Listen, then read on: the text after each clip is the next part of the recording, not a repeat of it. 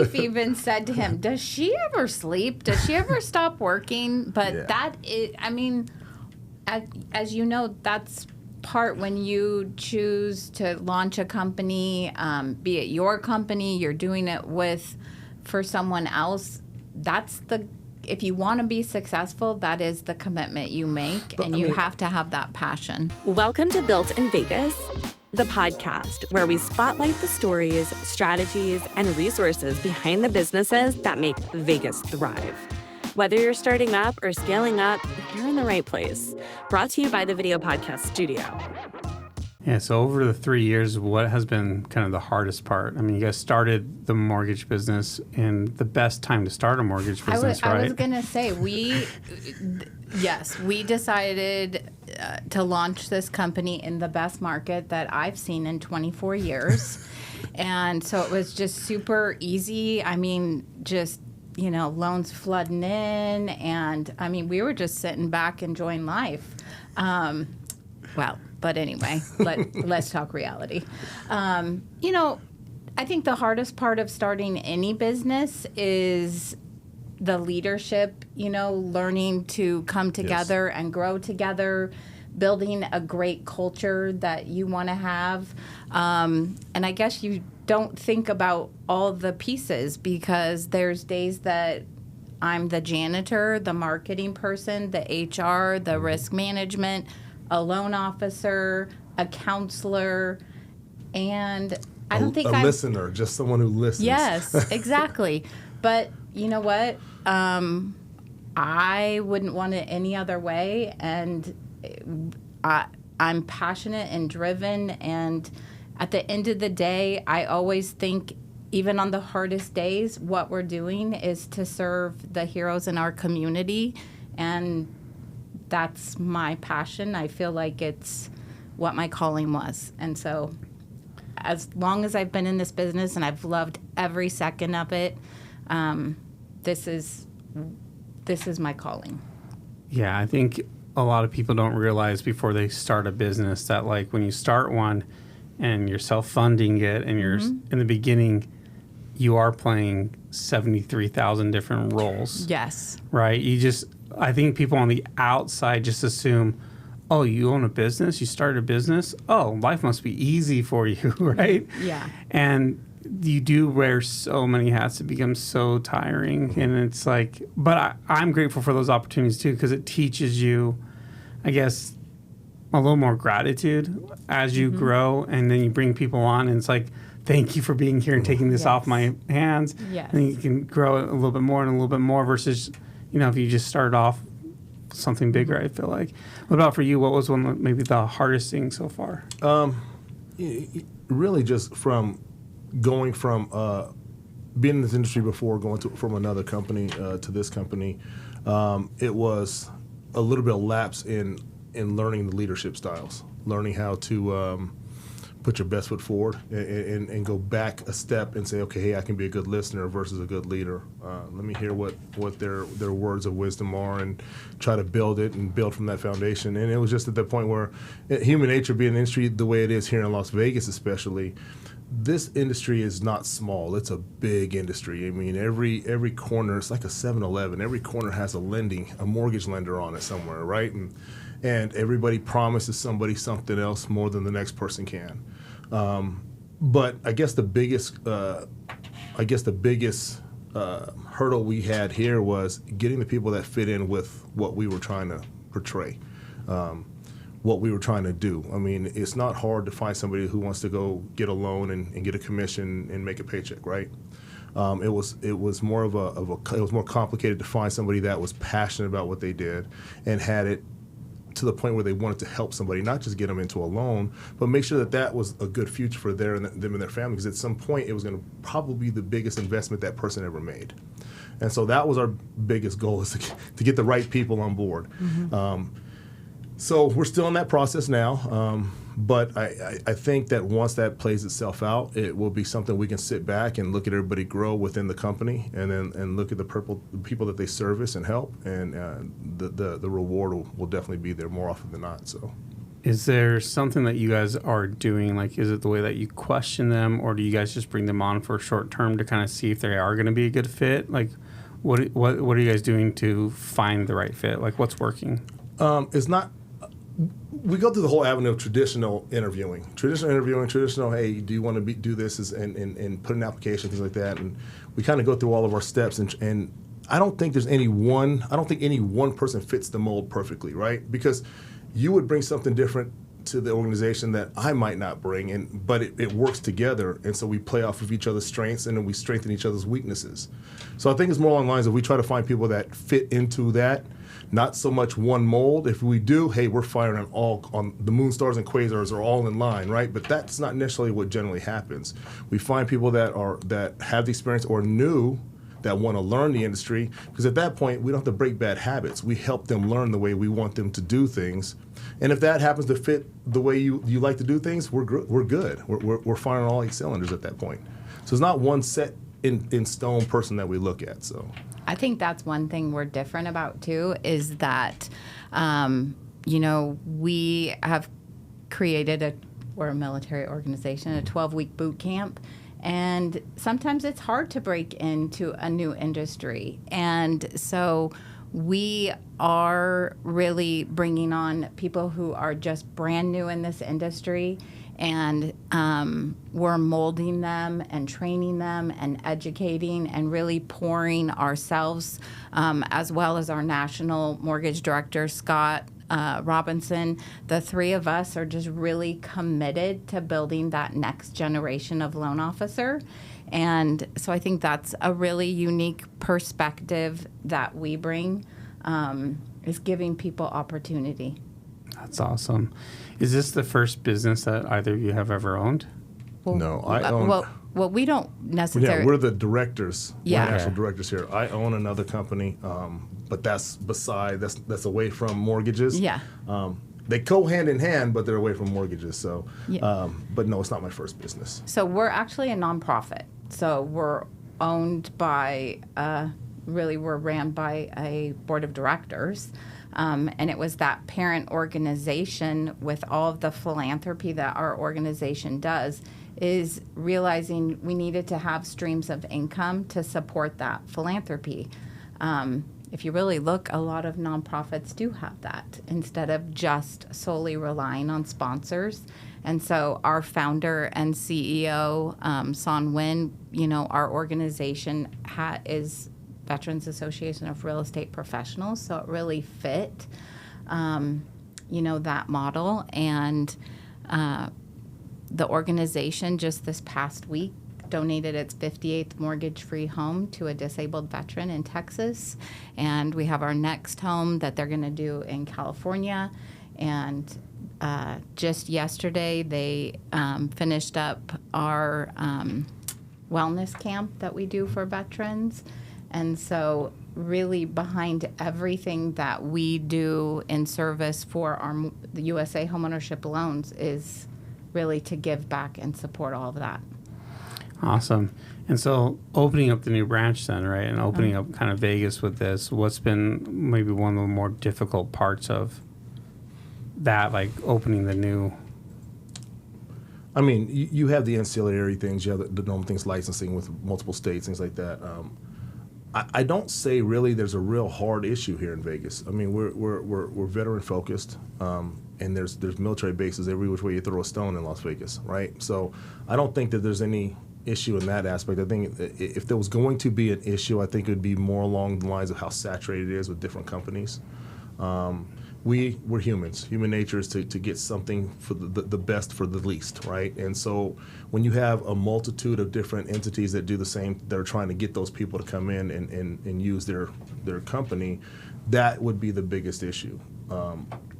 I say it's not a problem for me because we're in a different space. I believe we're in a different space. I think that we bring something to the table that these other organizations don't bring to the table. We stand on that 100%, and I think that is what sets us aside, sets us differently, and sets us apart from them. So I think, too, of course, you have to get out and really get your company out there, and showcase what you do. So being involved in the community and getting to know people and really announcing that we are here. That's always one of, a big obstacle. Yeah, the networking side of everything. Yes. To me, that's the most fun part, but yes. Yeah. Because I don't like to talk to people. Yeah, I talk about it often on here that I'm not a big fan of networking. Yeah. And that's where I like podcasting better. Yes. Because that lets me network. It's not networking. It's relationshiping. Community building. Community building. Yes. There we go. It's not networking. One of our clients were just talking about that. They said, in our industry, we don't say networking, we say community building, which is networking. But it's community building. But I'm new. I am moving here because Scott and Joe are here, and we are the 3 national positions in the company. And my husband and I decided, well, to really make this successful, I needed to be with these 2 yahoos on a daily basis and not just over Zoom or phone. So last night I went out to an event, and people in Vegas, to me, and maybe you guys have all been here a long time, are so welcoming. I met some of the most amazing people. I met, a week ago going to the event in Henderson that Jason invited me to. People are, I just loved it. I went home and I was on an adrenaline high just because people were so kind and welcoming. Yeah, we have one of our new clients. They just moved here from Canada. They originally were living here, but then they went back to Canada. Yeah. And they said the same thing. They're like, dude, I don't know if it's just because we've been in such a small town for a while, but the entrepreneur scene here is so welcoming. There's so many cool events. And that's the thing about Vegas, though. There really are just so many events. You have to almost scale back what you're looking to do. Yeah, yes. definitely. Because there's 15 events every single night. Yes. Well, the entrepreneur, the environment here is friendly. And absolutely helpful. Everybody wants to help somebody do something. And that's something that's really strange because my other company's in San Antonio, Texas, and it's not like that. It's not like that. It's feast or famine out there. But here, if I drop a card or speak to somebody, they're like, hey, tell me what you do. Yeah. Let's talk about this. Hey, I got somebody that I want to introduce you to, and vice versa, Yeah. So. I feel like it's changed over the years. I feel like when I first was in business, it wasn't as collaborative as it is now. Yeah. And I feel like there has been a shift in entrepreneurship being more collaborative and let's just build relationships. And people have learned how to network better because, you still get those people, though, that show up and they're just like, here's my card. And they don't even say their names and they walk away and you're like, you must be new at this, right? But last night at the event I went to, one of the best relationships, we did decide we were going to be best friends. She's in the mortgage industry. She's a branch manager. And her and I were talking that people would look at us and go, what? You guys are in competition. No, we are absolutely not in competition. There is enough room for everybody who leads with an authentic heart, and there's ways I'm going to be able to support her in her business. There's ways she's going to be able to support us, and that to me too is really cool. Is we're not in competition. We want to see everyone succeed. Yeah, and I think that's important, right? Because going back to what you were talking about earlier too, with there are many mortgage companies, it feels oversaturated. Yeah. Right. I feel like that's true in almost every industry. Yeah. Right? Because, even in my industry, which is somewhat fairly newer, but literally there's 3 more that just popped up. Oh. And it's somebody was asking me, are you scared about it getting oversaturated? It's not really, because we know who we are and we know who we help, and we're really good at what we do. Mm-hmm. Amen. There's enough people that we actually tell people to go to different studios because we're not the best fit for them. Yeah. Right? So it's you find your people, you have your superpower, what you're really good at, and then it doesn't even matter. I've been doing videos professionally for about 20 years. Wow. You started when you were 5. Started when I was 17. Yes, I started 17, straight out of high school, filming TV commercials and working for a place just around the corner from here, actually. Yeah. And, I was talking to a filmer recently who was there's just so many video guys nowadays. It's like, there's so many video guys when I was doing it. Yeah. I was like, probably more so now, but I was like, but I get flown to New York to go shoot videos for like a pharmacy. Yes. And I'm like, and I think about it when I'm flying, I'm like literally looking down, I'm like, how many filmers am I flying over right now? Yeah. And then when I land, how many filmers live in New York? And yet I'm being flown here. Like, if you're good at what you do, you'll find the people that fit the culture, the vibe of your business that you can service better. And so there really is no like oversaturation. I also think it's finding your niche, right? And that's what we really talk about is you do not have to be everything to everyone. I personally, you know, because I have been a loan officer, right, and had my own, you know, team, and now going into this leadership position and training others, it's find your niche. Don't go squirrel. Don't go after the next shiny penny. I've built my niche is serving heroes, and that's not just military. It's my husband's a retired firefighter and was in the Navy, but law enforcement, teachers, medical professionals. That's what, for us in our MVP program, we consider heroes. And I think there's a lot of heroes that, you know, need that service and what we provide to them and giving back to them. So it's fine. You found your niche, right? So it's finding your niche of who you serve and doing it really, really well. Yeah, and then staying consistent over time, right? Consistent. Like, yes. Don't go squirrel. There's a few friends of mine who have started businesses, and they'll come to me and ask me questions occasionally, like, "Oh man, like we're not making money still, we're not doing this still," and I'm like, "Dude, you guys have pivoted like 10 times in a year, or 2 years of like who you are and what you do."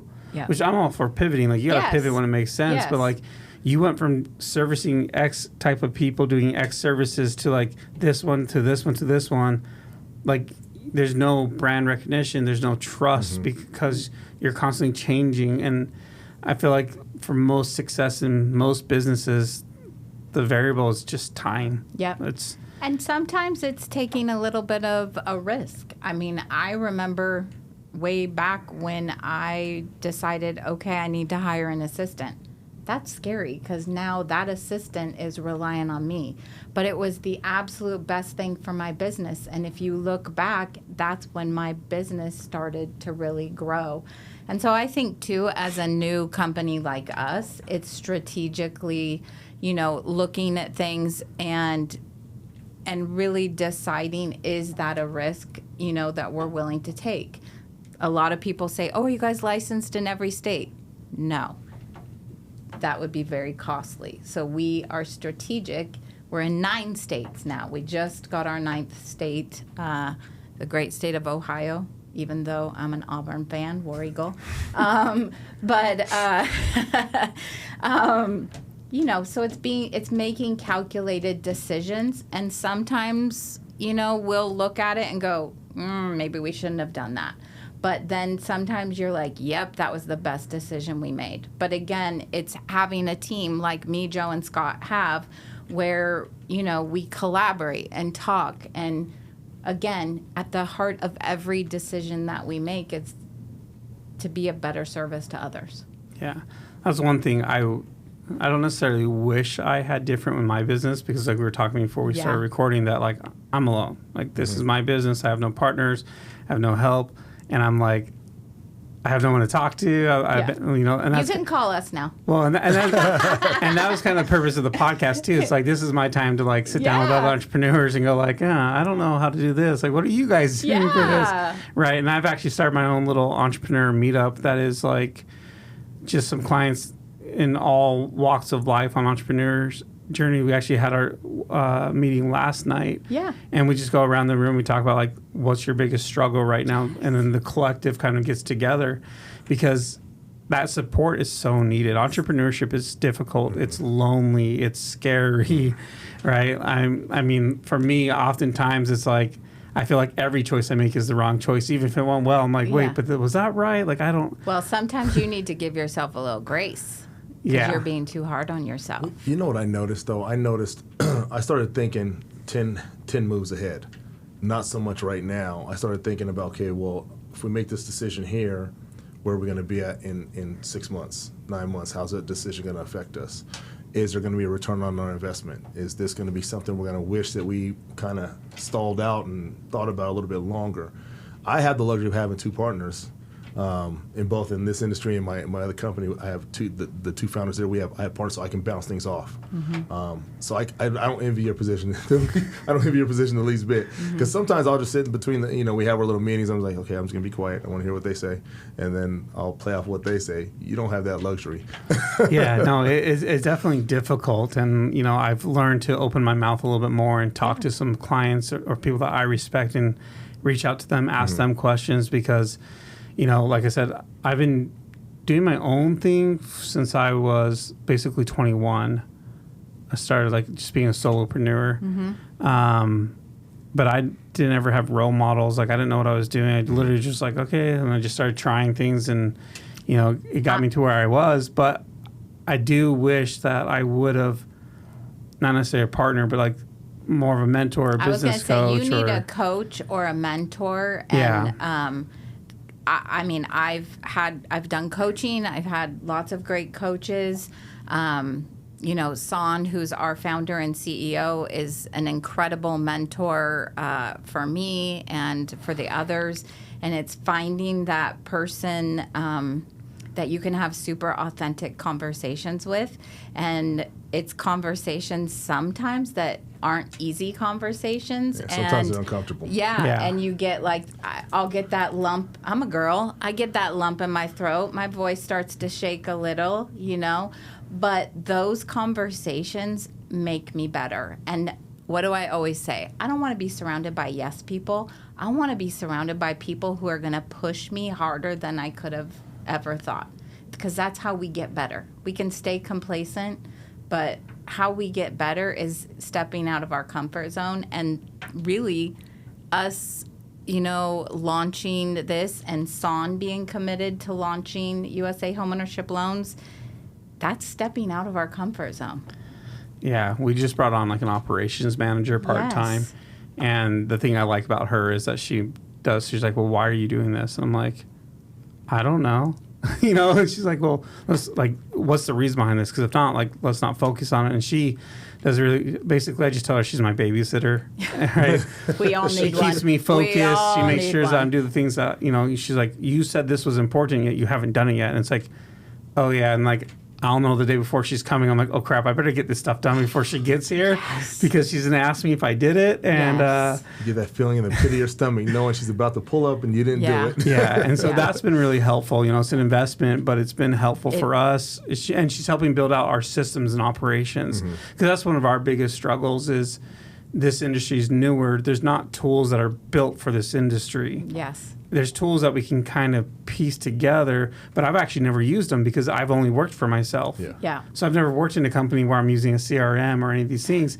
And so for me, I open a Monday.com, and all of a sudden I'm like, this is a whole new language I have to learn. Oh, trust me. And I'm like, oh. You need help with Monday. I'm an expert with Monday. Okay. Well, we have our CRM, and I'm the least technical, I think, of the 3 of us, but somehow I'm the one doing it.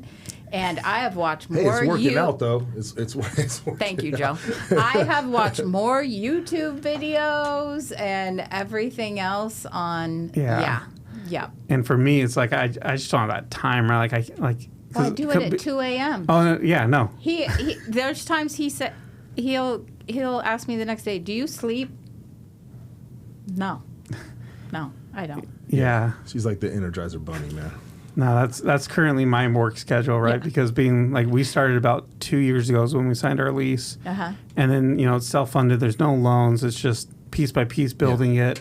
And, the revenue's growing, but we're not at a place where I can have a full team yet. Yeah. Yes. Right? And so it's I go home around 6 o'clock, 7 o'clock, 8 o'clock at night, go see my family for a couple hours, get my wife about to fall asleep, and I just come back and work till 3 a.m., and get back up at 6 a.m. and it's not easy. That's the life I live. Yeah, and his wife even said to him, "Does she ever sleep? Does she ever stop working?" But that is, as you know, that's part when you choose to launch a company, be it your company, you're doing it for someone else, if you want to be successful, that is the commitment you make, and you have to have that passion. I think that sets you apart too. You're going to find people that might take advantage of that work ethic, but for the most part, that sets you apart from 98% of the other people out there in your industry that won't do the same thing, right? My clients call me at 10, 11 o'clock at night, and I'll ask them, hey, you know what? My wife goes to sleep at this certain time. She's got her own business. Text me. If I don't reply right away, that's because she's sleeping, and I don't want to get kicked out of the bed, so I'll call you first thing in the morning, right? But then the next step is to make sure you enact on that. Make sure you do that. You follow up with them. You know, hey, if I tell you to call me or text me at 9, I'm not going to respond. I'll get to you first thing in the morning. Be that person that calls them first thing in the morning. Hey, I'm bright-eyed, bushy-tailed. What did you need? How can I help you? You know, I think that's what sets us apart from, like I said, 98, 99% of the industry out there. Because a lot of them they'll say that, but they won't do that. The follow-up is not there. Yeah, I've had similar situations recently. Actually, I had a client that in a different time zone. I was like, dude, you know what? Call me at like 1 a.m. Yeah. I was like, I'll be back at the office anyways. I was like, my wife will go to sleep around 11:30, maybe midnight. I was like, then I'll head out. I'll get to the office. I was like, just call me at 1 a.m., dude. Like, we'll talk. He's like, that's late though. You sure? I was like, I'll be up, man. No, that happens to us because we do it have all the clients time. that are PCSing from different parts of the country. Yep. We have clients that are PCSing from Germany, so there's that time difference. And Well, and for me, like, especially smaller business, right? It's like I spend the whole day working, but I haven't gotten work done. Yeah. So then I have to go back to work to go get work done. yes, yes. And so, which I don't mind, but it's like, your constant meetings and this and that and getting some of the projects done. It's like, oh, wait, all this stuff needs to be done. Now, luckily, we are growing and we're slowly handing off. And then our operations manager has made it so, like, the team can see where the projects are and the timeline they can help. And I have been able to spend more time at home. So that's Good. been nice. That's good. But that's just, it's just one of those parts of building anything. Yes. But as I say, do as I say, not as I do. So you do need to focus on your family and make sure that you're taking that time and being at home. Yeah. Again, do as I say, not as I do. And that's one thing is like, if I'm home, I'm home. Like, I Good. won't even look at my phone. Good. Like, I'm like, and if I do see that client text me, I'm like, nope. Like, I'm home. See, I'm horrible at that. So am I. I'm absolutely I horrible. am. My wife gets so mad at me, man. We go hunting and camping, and I have a Starlink with my laptop. Yep. And I'm in the trailer working. She's like, baby, really? Yeah. See, and that's how I used to be. Like, I'd take, like, we'd go on family vacation. I have my laptop with me on my drives, and I'm just sitting there working. And she's like, come spend time with us. I'm like, I got to get this done. Yeah. See, I'm old. Learn younger. Learn it now. Yeah, so like my son plays hockey, and so I've turned our hockey trips into like there's no work, like That's amazing. and so like because we travel a lot with that, and so that's when I go unless there's something I know I need to like really respond or like the team's doing something that I need to make sure I'm around for. Yeah. I'm like, nope. Like, How old is he? So he is about to turn 13. Oh, wow. So are you guys Knights fans?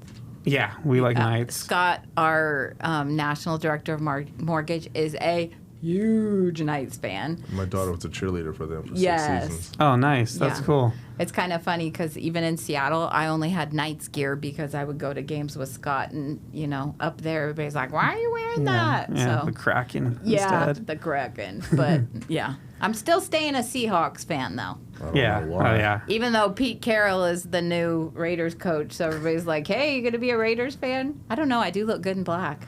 See, I don't watch a lot of football. I pretty much only watch hockey. Oh, I'm a sports But- girl. I wore a Raiders hat the other day, watching the fireworks out at Green Valley Ranch, and somebody came up to me and they're like, "Oh yeah," and started talking to me about like football. Yeah. And I was like, "I just wear this because one of them films in our studio." I was like, and it's black and white, and all I wear is black. That's awesome. So it works, and they're one of our clients, and so I don't know anything about football, dude. Can I just say one of the coolest things for me of moving from Washington State to Las Vegas, which I lived in a smaller town, is all the sports. So I did take a time off on Saturday and got to go to the NBA Summer League. So I went Saturday and Thursday. And yeah, so like everything to do here is so cool. But And my Auburn team is coming here in November for a tournament, so I'm already prepping. Yeah. It has been cool to see the growth of sports in Vegas, right? Like, because, I mean, I grew up here since I was 2, and you said you were from here as well, I'm from right? Vegas too, yes, sir. And so, like, I remember when the Knights were here and they like started putting up, like, you know, everybody started wearing the shirts. They even had like their flags on the streets. I was like, this is what community feels like. This is how other cities feel. See, prior to that, all we had was like the Las Vegas Stars. Yeah, but we had hockey. We had the Wranglers. Yeah, the too. Wranglers. Yeah, but it was like the Las Vegas Stars was the AAA team. Oh, baseball. Yeah, and I guess at the time they were the farm team for the Padres at the time, and that was really all we had. That was back in the late '80s, early '90s. Oh. Yeah. And so But it's grown now, a lot now. Yeah. I mean, word is on the street that going to get a basketball team, and LeBron's gonna be the Seattle owner. might get the Sonics back. So we'll see. Yeah, no, Yeah. it's been LeBron's going to be an owner. That's what I heard. Somebody was telling me that the Wow. team that's coming here, he'll be an owner. Wow. Interesting. He's going to have Bronny starting. Probably. So we'll see how that team does, but, you know. He's going to have the biggest contract. Okay, I hope LeBron doesn't see this. Yeah, Yeah. LeBron, if you're watching, It's it's cool. okay. It's cool. It's her fault. Yeah. But I was going to ask, you know, coming from somewhere else to Vegas, what's Yeah. one of your favorite parts besides the sports about Vegas so far?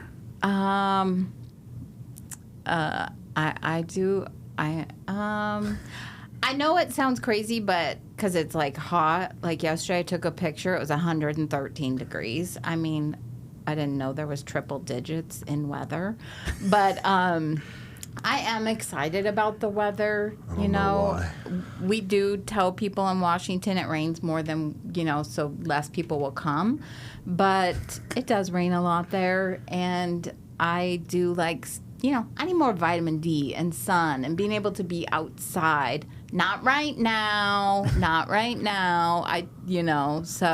But I am excited about that. I have my non-negotiable when we start house hunting is I want one of those doors so I can have like the outdoor, indoor. Mm-hmm. People who live here probably think I'm crazy, but I think you're crazy. there you go. I think you're crazy. So, and, yeah. Yeah. But Now, I'm excited. My nephew's visiting. He lives in Utah. And he skates. Great weather. Yeah. And he kind of skateboards. I grew up skateboarding. And he just brought it up yesterday because I took him to the skate park. He was like, how'd you grow up skateboarding out here? He's like, did you only skateboard at night? I was like, no, dude, I skateboarded 10 hours a day. He's like, I was like, and it sucked when you fell on the asphalt. So you try not to fall because otherwise your skin's melting to the thing.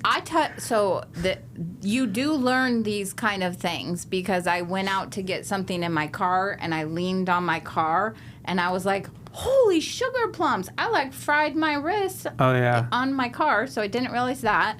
And now the steering wheels. Man. Well, my friend gave me this little sun visor that I put up in the window, so it's remembering to put that little sun visor. But I will tell you the best thing is gas is cheap here.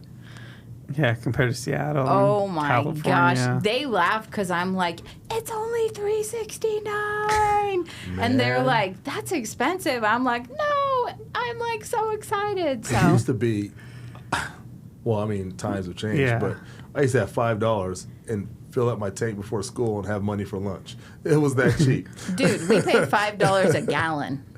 Whoa, that's ridiculous. Yeah, that's crazy. Yeah. So, you know. And can I also say the other thing about Vegas? There is more restaurants on one corner than was in my We're whole known town. for the food out here. It is crazy. We're an eclectic hodgepodge of different types of food in Las Vegas. Yeah. I know. No, it's crazy. It's one of those things whenever I talk about the city, I'm like, I can't imagine leaving because we have like the best food in the world. We have the best chefs in the world. We have the best shopping in the world. You have the Circa. I'm like, we literally have, we have some of the best shows in the world. my We have God. No, the everything Circa. you want. The She's a Circa fanatic, just I'm so a you Circa know. casino. Like fanatic. I've never been in there. Stop. I'm taking It's you. pretty cool. It is Well, the it's pretty best cool. thing. Every time- I would live there if they would let me and I could afford it. We need to make more money because I need to live there. In I'll one talk of to their corner- CFO. I know her. Please. The corner suite, I have it all laid out. Yes. So every time I think about going there, it's to watch like a Knights game on the pool. Yeah. Oh, But yeah, we've done that. But I'm like, I want to take my son. I'm like, oh, wait, Yeah. he You can't can't. go. Yeah. So I'm like, never mind. Yeah. But inside, and people are like, oh, do you bet? I'm like, no, I do not bet on sports. Sorry, Circa, if I'm supposed to bet. A bet at the Circa if you want. But because I don't want to ruin sports. I love sports. And I just want to be able to watch because I love the game. But Yeah. the Circa is the best. Ugh. See, she's totally opposite of me because I grew up in the city. My mother was a pit boss for Boyd Gaming and retired twice. Went back and retired again. But I was always outdoors. Like I was always at the lake. I was always at Red Rock. I was always at Bonnie Springs. I didn't know that I was didn't a just lake here. sit because everybody thinks Vegas is just hotels, casinos, and the Strip. I was all over the place because I knew there was never anything good for. You meant for the us. Strip, The right? Strip, yeah. The Strip. Okay. Yeah. Not strippers, the Strip. So that's something that I learned recently, that people outside of Vegas don't call it the Strip. Really? Yeah. What do they call What it? do we call it? I don't know, but like they think it's like a strip club every time you say the Strip. Yeah, no, when I mean the old Strip where it was a Yeah. silver slipper and slots of fun, the old Strip, right? We were still able to cruise back then. We were okay back then. Well, and MGM had that theme park. Yep, they sure did. Yep. Yep. I remember. Do you guys have a water park here? Nope, they did away with. Well, we do. No, we do. Yeah. There's a couple, but Wet n Wild, the original Wet n Wild, used Yeah. to be on the Strip by the old Flamingo. I was a lifeguard there, as a matter of fact. Loved it. It was huge. Yeah. And You then- just wanted to wear a swimsuit in front of women. That's a fact. Yeah, That's see, a fact. told you. Yeah. Yeah. So we have 2 water parks now. Cowabunga Cowabunga Bay. Bays, and then there's the Wet n Wild got bought out by Cowabunga Yeah, Bay. but yeah. So they just have the 2 locations now. Very cool. I don't think I ever went to Wet n Wild as a kid. Oh my God, I was it was supposed to amazing. one time. Well, like my uncle was supposed to take us, and then he showed up, and I think we were annoying him, so he just left. And our parents were like out of town or something. The original Wet n Wild was the absolute best. Absolute best. It was by far. It had everything any kid from ages 3 all the way up to 18 would want. It was amazing. Yeah, and then the MGM had a whole theme park in They there, like did. a little Disneyland type thing. Yeah. And I remember for my 8th birthday, that's where I wanted to go. Yeah. But Did then you get to go? for some reason, my parents took us rock climbing instead, because like I think Do you that- need That was a therapy? letdown, wasn't no. it? Well, so Do then you need so I therapy climbed to about the this? top of the one on my first go. And I'm too scared to go down because I was scared of heights. Yeah. So then I just stayed up there for like 40 minutes crying. Oh my God. And then like my brother had to Told you need therapy about my this. brother had to climb up there and like rip me off of it because I was like, no. Oh my God. My dad would have took a slingshot and shot me with it. I don't know. They're like yelling at me. And I was like, why are we even here? I don't even like rock climbing.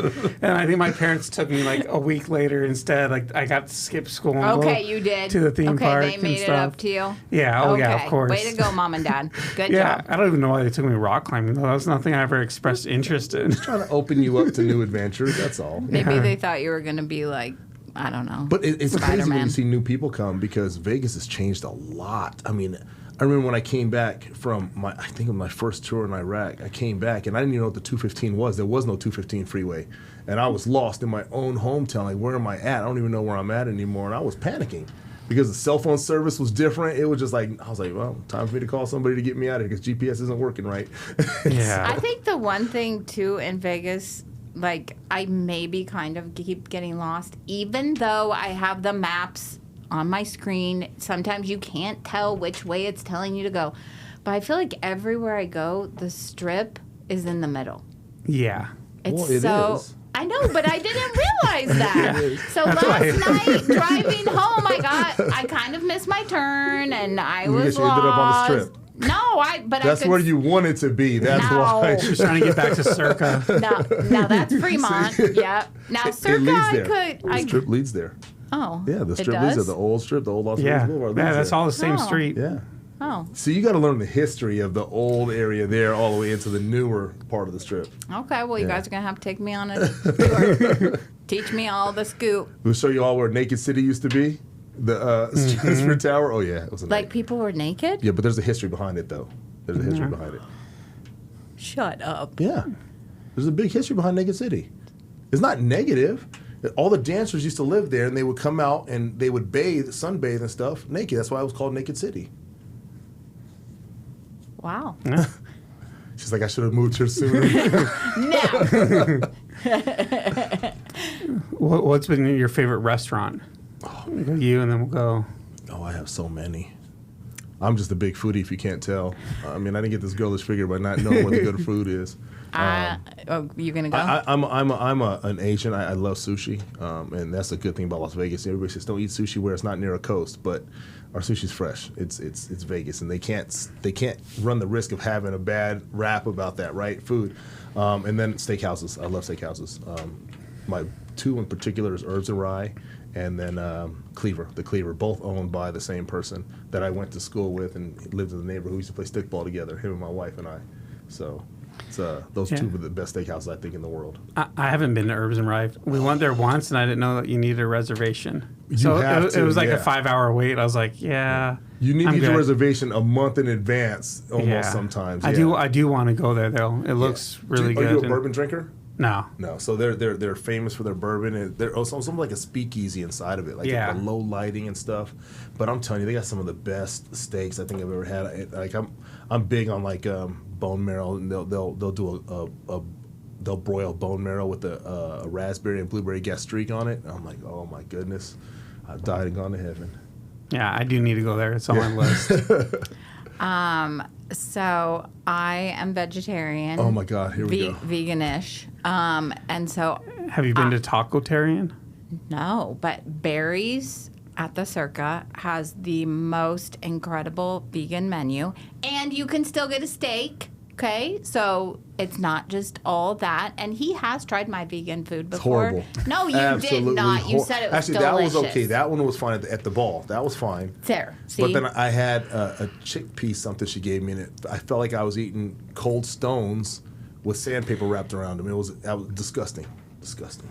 Well, and you know what I love about here is a lot of the restaurants have vegetarian and vegan choices. And so, like Vegas, California does it a lot too. So does New York. I know, but you would think in Washington they did. And you should check out Tacotarian. Okay, so they're locally where is it? They're locally owned. They have a few different locations. There's I one. love locally owned things. I've known them for a while. They used the Tacotarian. Yeah, the owners is for them. Half of them used to work with Firefly, which is another local restaurant. Clients of mine. And actually, I'm filming for Tacotarian in like 2 weeks, actually. Oh. So we shoot like commercials and stuff. Cool. And but it's vegetarian Mexican food. Yeah, my favorite. Now you're speaking my language. But also, it's good. Yes. Because I don't like vegan food or vegetarian food. I'm telling you, go to. But their food is actually very good. Sounds like it would mix better than trying to eat a faux steak, you know? It sounds like I think that too would. Out of like the mush.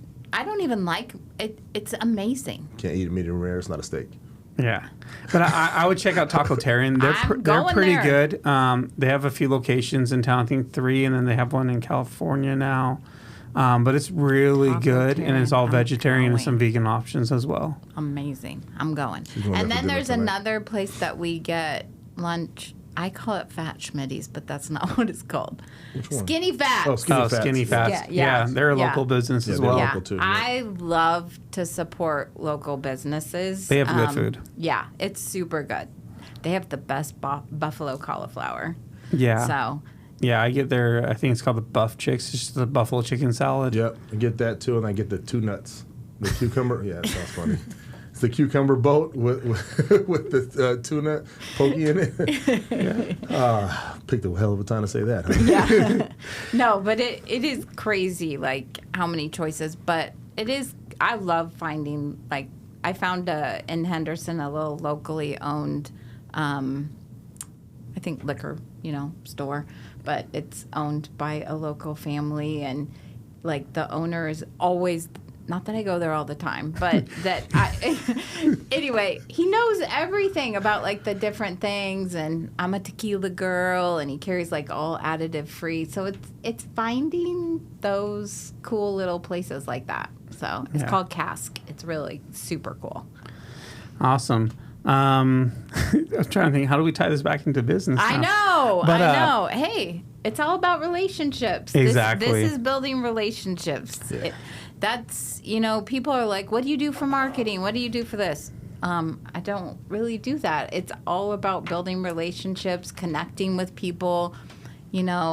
finding your circle.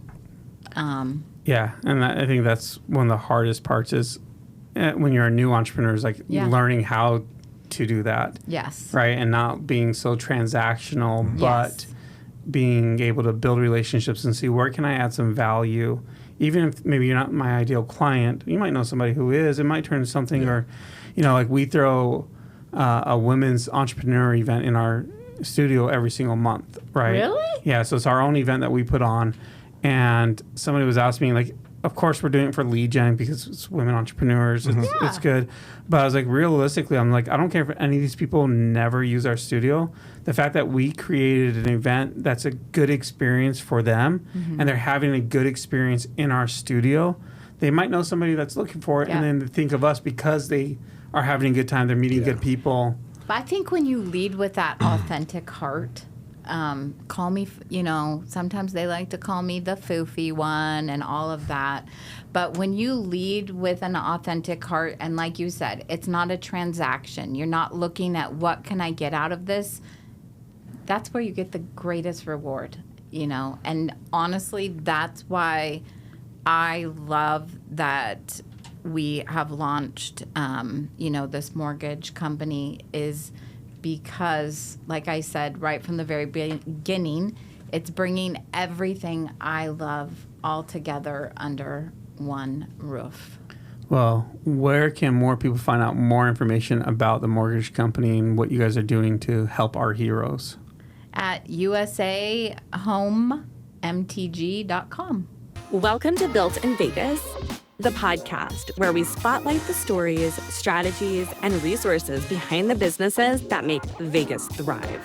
Whether you're starting up or scaling up, you're in the right place. Brought to you by the Video Podcast Studio.